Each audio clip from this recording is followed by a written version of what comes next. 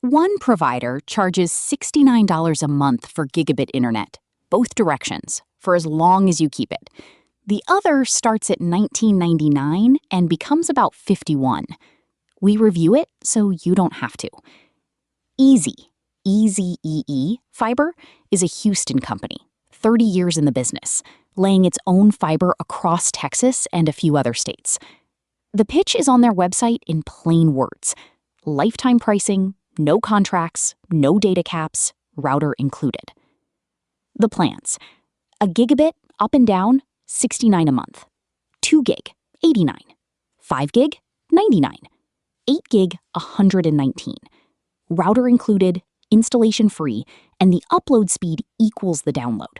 That upload number is the one gamers, streamers, and anyone working from home actually feels. Xfinity side of the table. Intro prices around $20 look great. Then the promo ends and one measured plan went to about $51, a 155% increase. There is a 1.2 terabyte data cap, a $15 monthly gateway rental, and uploads in the 20s. Now, to be fair, Xfinity's new 5-year price guarantee plans fix a lot of this. Locked price, unlimited data, equipment included. The old year 2 horror story is no longer the whole story.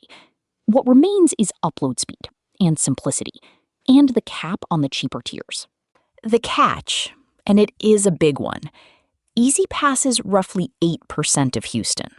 Check the address map before wanting this, because if it is not on your street, this video is moot. 9 out of 10 where it is available.